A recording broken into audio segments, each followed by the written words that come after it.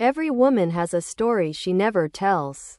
A story hidden behind her smile, behind her silence, and behind the choices she doesn't understand. Sometimes the pain isn't created by the people we meet. Sometimes it begins long before we even know what love is. Welcome to the Feminine Mind, a place where psychology meets powerful storytelling. Here, we explore childhood trauma, relationships, emotional healing, self-worth, and the hidden patterns that quietly shape our lives. Every story is more than a story. It's a mirror, a lesson, a step toward understanding yourself. Because healing doesn't begin when someone else changes. Healing begins the moment you finally understand yourself. Now, let's begin Emma's story. Have you ever looked at your relationship history and wondered one painful question? Why does this keep happening to me? Why do you keep finding people who make you feel invisible? Why do you keep giving your heart to someone who slowly makes you question your own worth?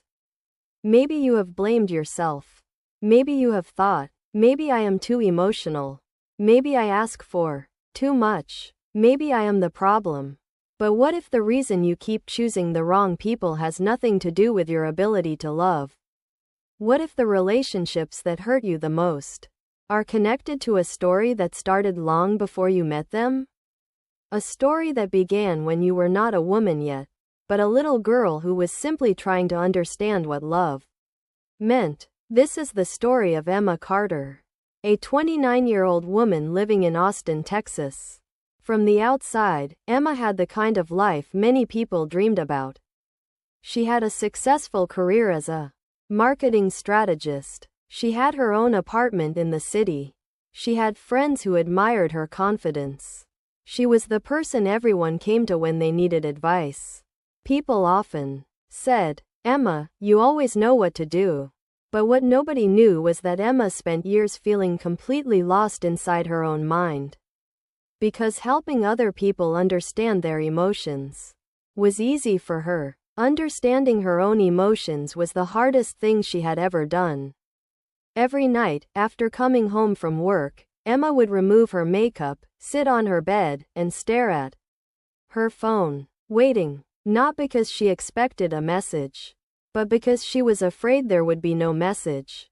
At 2:13 in the morning, she opened her phone again. The screen was still the same. No reply, no missed call, nothing. She placed the phone beside her pillow and whispered to herself, "He is probably just busy." But deep down, she knew this feeling. She had felt it before, many times before. Different person, different relationship, same pain. Emma was not someone who did not believe in love. Actually, she believed in love more than most people. She believed in deep conversations at midnight. She believed in building a future with someone. She believed that when you truly cared about someone, you stayed. But somehow, every relationship she entered ended with the same feeling. She was the one trying harder. She was the one apologizing first. She was the one wondering what she did wrong. Her friends noticed the pattern before she did. One night, sitting in a small coffee shop in Austin, her best friend Sarah looked at her and said, "Emma, can I ask you something?" Emma looked up. "Why do you always fight so hard for people who don't seem afraid to lose you?" That question stayed silent between them. Because Emma didn't know how to answer. She wanted to say, "That's not true." She wanted to defend him. She wanted to explain why he was different. But somewhere inside, a small voice knew Sarah was right. Because this was not the first time. Before him, there was Michael. Michael was charming. He knew exactly what to say. He made Emma feel special in a way she had never felt before. In the beginning, he texted her every morning. He remembered small details. He made her feel chosen. And Emma loved that feeling. The feeling of finally being someone's priority. But slowly, things changed. The messages became shorter. The calls became less frequent. The effort became one-sided. And instead of asking, "Is this person giving me what I need?" Emma asked herself, what am I doing wrong? She started changing little things about herself. She became more careful with her words. She stopped expressing when she was hurt. She told herself, don't be difficult, don't create problems, don't push him away, because somewhere in her mind, losing him felt more painful than losing herself. And that was the part Emma never understood. Why was she always afraid of someone leaving? Why did someone becoming distant make her chase harder? Why did love feel like something she had to earn? She thought the answer was simple. Maybe she just chose the wrong men. Maybe she was unlucky. Maybe she just needed to find someone better. But what Emma didn't know was that the pattern was not created by the people she dated. They were only revealing a wound that already existed, a wound she had carried quietly for years, a wound that began in a place she rarely visited anymore, her childhood. And the truth about Emma's story was not about why she kept choosing the wrong people. It was about why a part of her kept believing that wrong people were the only ones she deserved. For years, Emma believed that her relationship problems started with the people she chose. She thought maybe she was just unlucky. Maybe she always met the wrong kind of people. Maybe love was simply harder for her than it was for everyone else. But the truth was much deeper. Because sometimes the patterns we repeat as adults are not created by the people we meet. They are created by the things we learned when we were too young to understand them. Long before Emma was a 29-year-old woman sitting alone in her apartment. She was a little girl trying to understand one simple question. How do I make people stay? Emma grew up in a quiet neighborhood outside Austin, Texas. It was the kind of place where everyone knew each other. The houses looked perfect from the outside.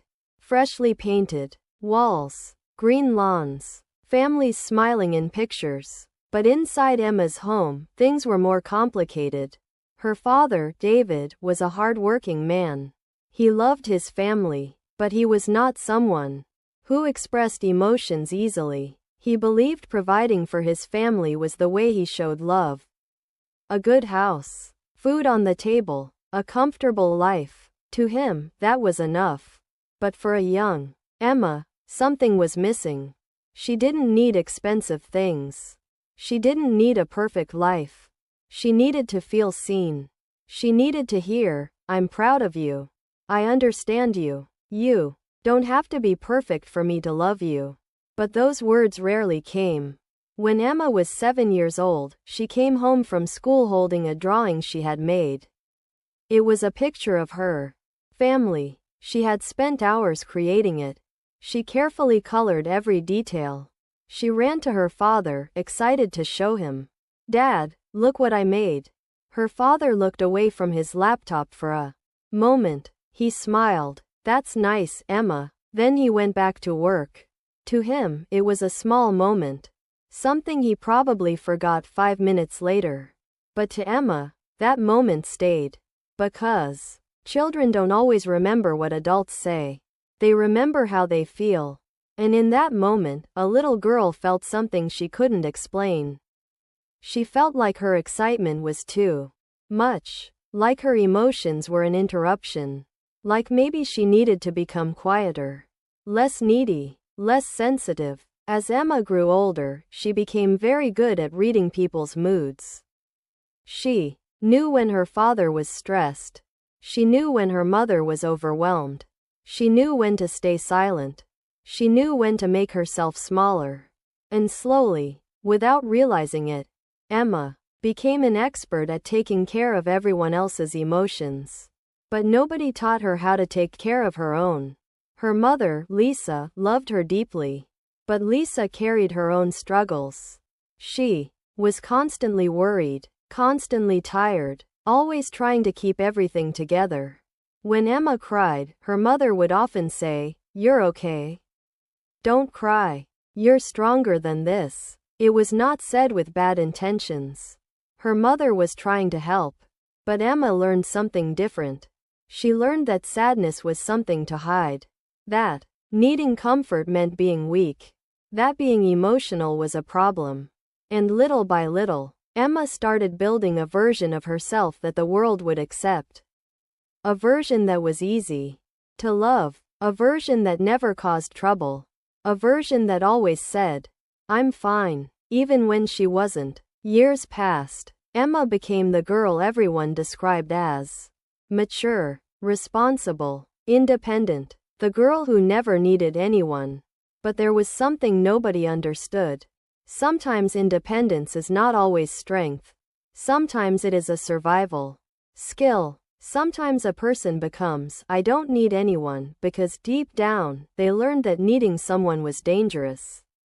And Emma carried this belief into every relationship.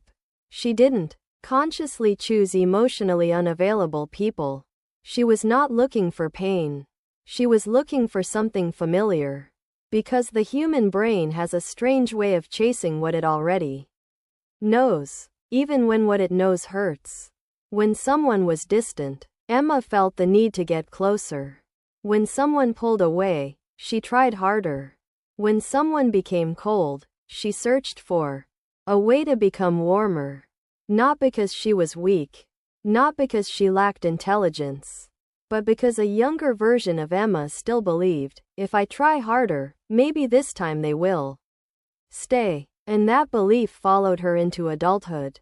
It followed her into every relationship, every argument, every sleepless night, every moment she questioned her own worth. But Emma still didn't see the connection. She only saw the results.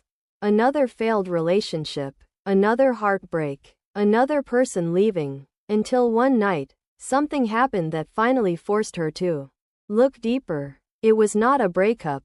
It was not a betrayal. It was something much quieter. Something that scared her more. She realized she was becoming someone she didn't recognize. She was sitting across from her boyfriend, watching herself apologize for something she didn't even do. "I'm sorry I overreacted. I'm sorry I asked too many questions. I'm sorry I needed reassurance." And suddenly, she stopped. Because for the first time, she heard herself. She wasn't asking for love. She was apologizing for needing it. That night, after he left, Emma sat alone in her apartment. The silence felt heavier than usual. She opened her phone. She looked at old conversations, old relationships, old memories. And for the first time, she asked a different question. Not, "Why do people keep hurting me?" but, "Why do I keep accepting the same pain?" And that question would become the beginning of everything changing. Because sometimes healing doesn't start when someone else finally chooses you. Sometimes healing starts when you finally choose to understand yourself. Emma couldn't stop thinking about the question, "Why do I keep accepting the same pain?" For days it echoed in her mind. She tried to distract herself with work. She stayed late at the office. She picked up extra projects. She even started going to the gym again. But every quiet moment brought her back to the same place. One Friday evening, while cleaning a closet she hadn't opened in years, she found an old cardboard box. It was covered in dust. Inside were childhood photo albums, birthday cards, school certificates, and a small pink notebook. Her diary. Emma smiled without realizing it. She slowly opened the first page. The handwriting was messy, tiny, childlike. The first few pages were innocent. "My favorite color is blue. I want to be a teacher when I grow up. I love ice cream." Then she reached a page dated October 14th. She stopped reading. "Today Dad said he was too busy to come to my school play. Mom said he still loves me. Maybe if I become a better daughter, next time he'll come." Emma felt something tighten in her chest. She kept reading. "Tomorrow I'll try harder. I'll be quieter. I'll get better grades. Maybe then he'll be proud of me." Emma closed the diary. She couldn't breathe. She suddenly remembered something she hadn't thought about in almost 20 years. The school play. She had practiced for weeks. Every afternoon, standing in front of the mirror, imagining her father clapping from the audience. But that chair had stayed empty. She remembered looking toward the entrance every few minutes, hoping, praying, waiting. He never came. The teacher told her, I'm sure he had an important reason. Emma nodded. She smiled. She told everyone she understood. But that night, a little girl made a promise to herself. If I become perfect, nobody will ever leave me again. She never realized that one sentence quietly became the rules she lived by. The next morning, Emma met Sarah for coffee. Sarah looked at her and immediately knew something had changed. You look exhausted. Emma placed the diary on the table. I found this yesterday. Sarah carefully turned a few pages. Neither of them spoke for a while. Finally, Sarah looked at Emma and asked, Have you ever talked to anyone about this? Emma shook her head. I didn't think it mattered anymore. Sarah gently smiled. Sometimes the things we think we're over are the things still running our lives. Those words stayed with Emma all weekend. On Monday morning, she booked an appointment with a psychologist. Not because she believed therapy would magically fix her, but because she was finally tired of repeating the same story. The office was smaller than she expected. There were no dramatic lights, no intimidating atmosphere, just a comfortable chair, a bookshelf, and a quiet voice saying, Take your time. For the first few minutes, Emma talked about Daniel, then Michael, then every relationship that had ended the same way. The psychologist listened carefully. He didn't interrupt. He didn't judge. When Emma finished, she expected advice. Instead, he asked only one question. Emma, when someone pulls away from you, what is the very first thought that comes into your mind? She answered without thinking. It means I wasn't enough.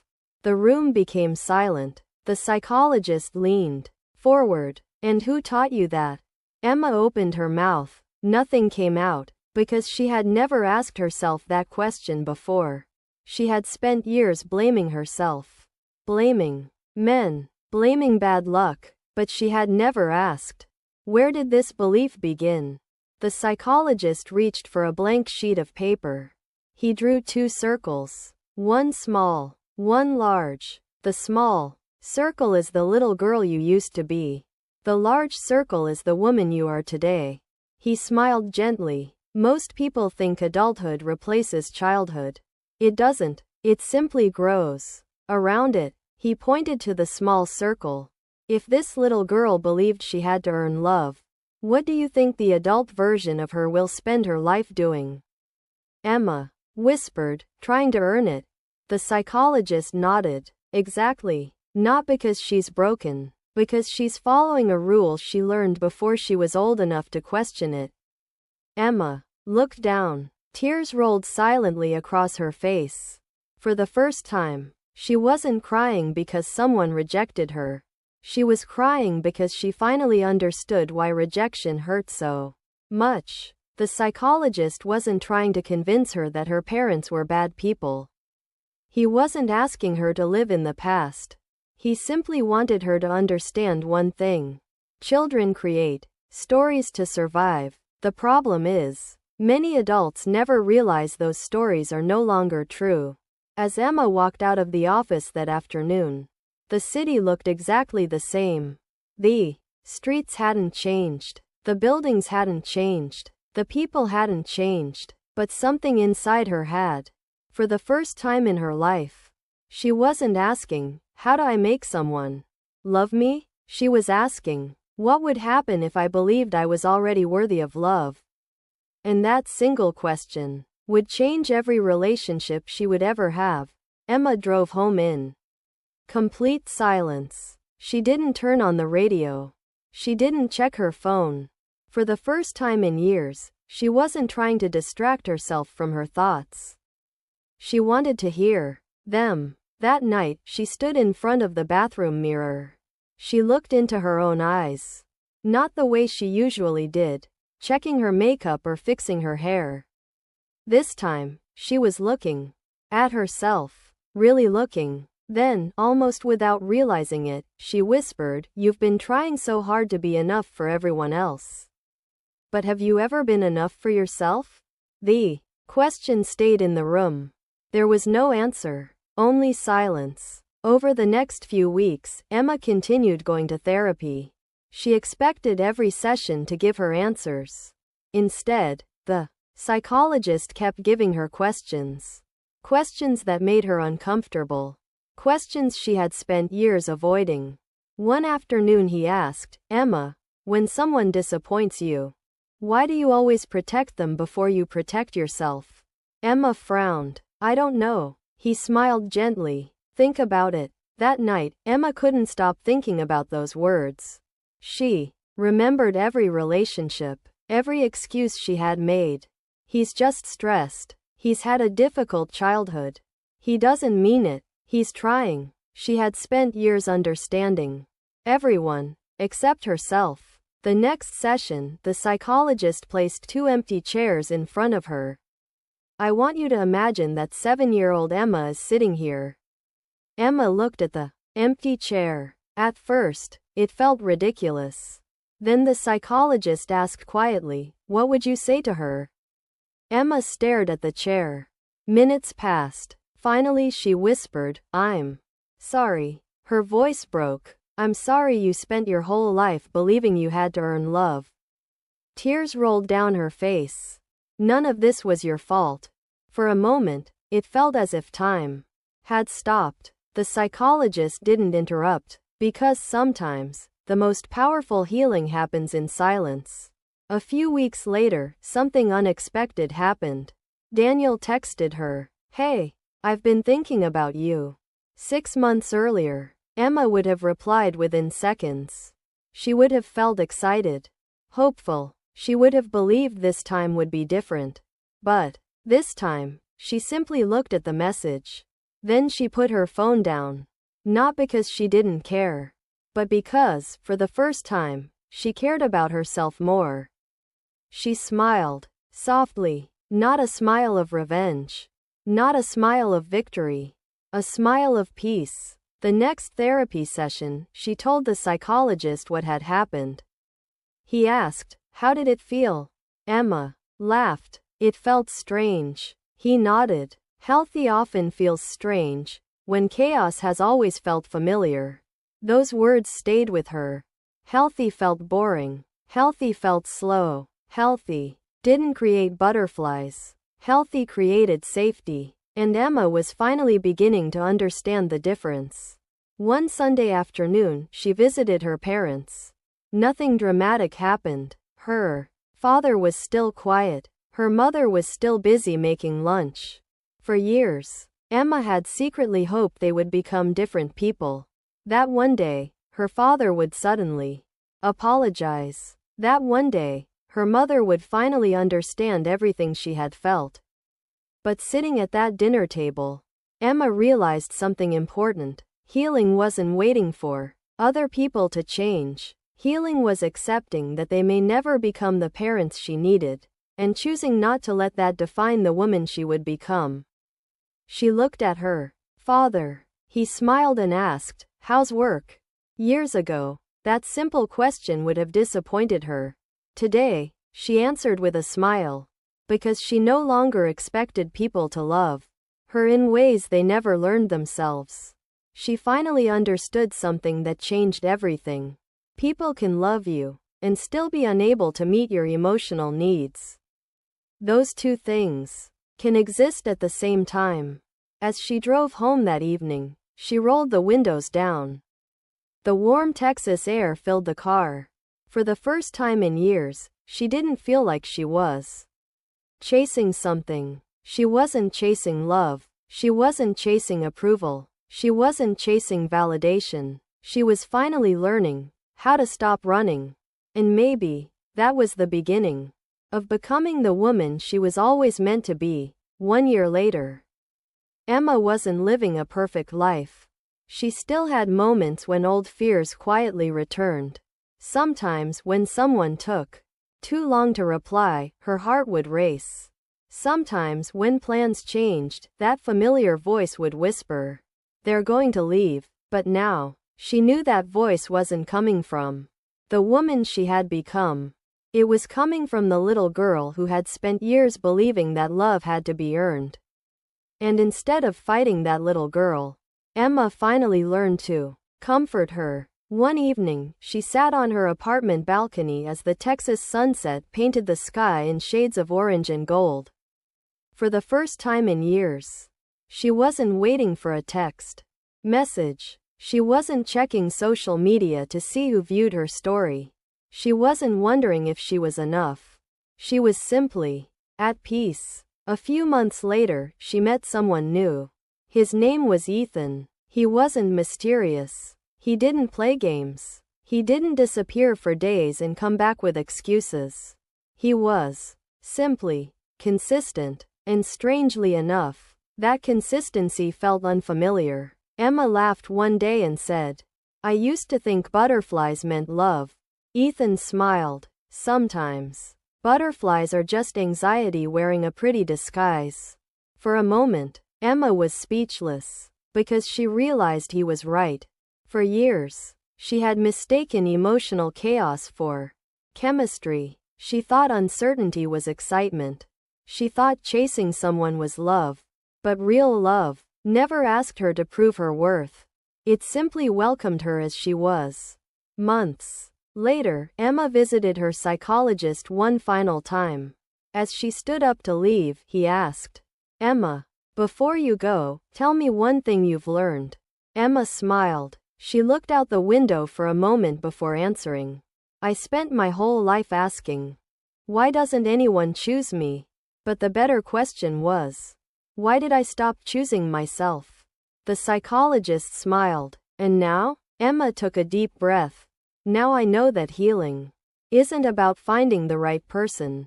It's about becoming the safe place I spent my whole life searching for." She walked out of the office. The city hadn't changed. The people hadn't changed. The world hadn't changed. She had. And maybe that's the most beautiful part of healing. The world doesn't suddenly become kinder. You simply stop accepting the love that hurts you. If you've watched this story until now, I want to ask you one question. How many times have you apologized for simply needing to be loved? How many times have you blamed yourself for someone else's inability to love you? Maybe it's time to stop carrying a story that was never yours to begin with.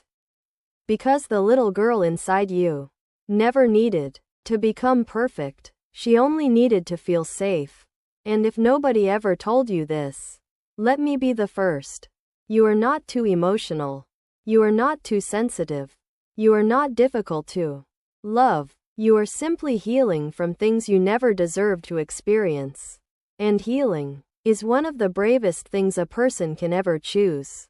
If Emma's story felt like it was describing your life, welcome to the Feminine Mind. This isn't just another psychology channel. This is a place where we uncover the hidden stories behind childhood trauma, emotional patterns, relationships, self-worth, and the silent struggles millions of women carry every single day. If you want more cinematic stories that help you understand yourself, not just entertain you, click subscribe and turn on the notification bell so you never miss our next documentary. Every week, we'll explore another story that might help you heal a part of yourself you didn't even know was hurting. And before you leave, I want you to do one small thing. Go down to the comments and finish this sentence. Today, I choose. Maybe you'll write, "Today, I choose peace." Or, "Today, I choose myself." Or simply, "Today, I choose to heal." You never know. Your words might be exactly what another woman needs to read today. If this documentary touched your heart, give it a like and share it with someone who needs to hear this message. Thank you for spending these moments with us. Until next time, take care of your heart, protect your peace, and always remember, the strongest woman isn't the one who never breaks. She's the one who learns how to heal and still chooses to love herself. I'll see you in the next story.